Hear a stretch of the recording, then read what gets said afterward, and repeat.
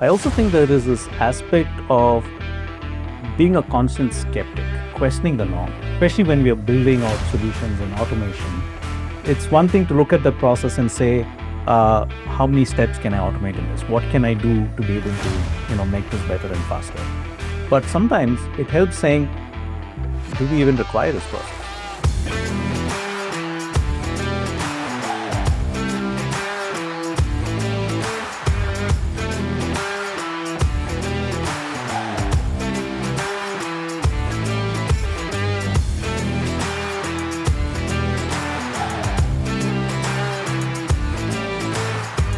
Because we just spoke about how just a college degree is not enough and the boot camp helps. But then, if you're not just looking at academics, what should we be focusing on? To find the right people, what are the key ingredients or skills or traits that we're looking for? Yeah, so I would say, graduation is important because it brings some key values into a person. The discipline and perseverance to actually go through that drill for 4 years and complete the course. But then what we also look for is a few traits. One of them is curiosity. Now, whether this person has enough curiosity to ask questions about most of the things. What's also important is not just knowing on the surface.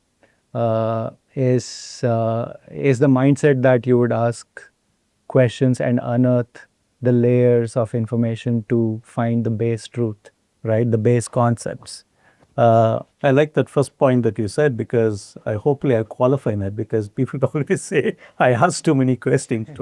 I like that curiosity is a very important ingredient. Absolutely. So that's one aspect that we look for, whether this person is curious enough, because it's always important. The second thing would be taking ownership.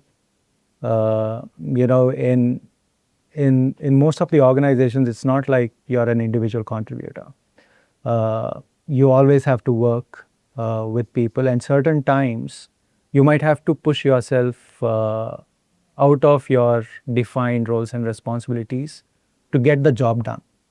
And it's important that this skill is demonstrated, this soft skill is demonstrated by the candidate, because that would mean that we can rely on that person to get the job done, right? No matter what, whether it means that you'll ask for help, whether to a person or on the internet or GPT, but get things done.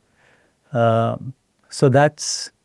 I like what you just mentioned about taking ownership for that because I remember an incident that happened rather recently where one of our young graduates, he had built out this module, and we were going through it, and he was demonstrating, and we were looking at it, and there was something in it that wasn't working too well, needed a little bit of a tweak, and it was actually a Friday evening. And so I asked him like, hey, when can we get this fixed? Can we look at another demo on Monday? And he looks at me and he says, would you be available tomorrow? Because he was so eager to get it done.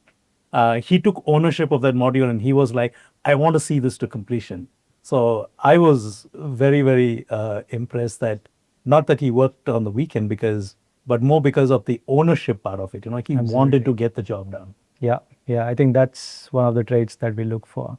And the last thing that we look for is system thinking. It's one thing to know in theory.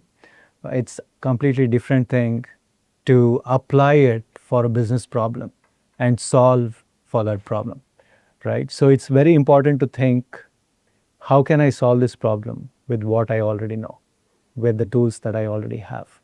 So how resourceful can you get with the tools and the knowledge that you have? So these are the three key traits that we usually look for when hiring. Yeah, talking about that critical thinking, I also think there is this aspect of being a constant skeptic. What I mean by that is questioning the norm. Because quite often, especially when we are building out solutions and automation, the customer may have a process. There might be a fixed process that they followed over and over again. It's one thing to look at the process and say, how how many steps can I automate in this? What can I do to be able to, make this better and faster? But sometimes it helps saying, do we even require this process? What's the objective of this process? Does it make sense to kind of redesign the whole thing to make it much more efficient? And that's many of those things that we've done have led to a very substantial business impact and time impact, productivity impact for customers. Yeah, and it's important for the workforce to see this impact, right? Because all said and done, even in the IT industry, these guys are like artists. You know, they create something out of nothing, right? They create a software, a solution, which does something in the real world.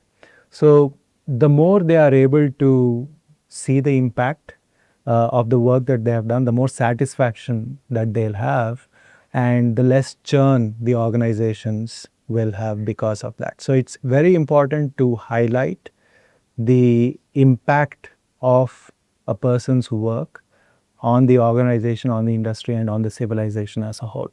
That seems to be very true because when I ask some of our young graduates saying, what do you enjoy most working here at Flatworld? Oftentimes, what I hear from them is the fact that they get to interact with the end customer, and also the fact that what they worked on, they're able to see it live in production, and that does seem to give them a lot of satisfaction and a sense of accomplish that they made a difference in the real world. Absolutely. In fact, when we went to colleges for recruitment, I think this point was one of the significantly striking points for graduates wanting to opt to even interview with us. Saying this, where we get the opportunity, which you would get in other organizations maybe 3 years, 4 years down the line.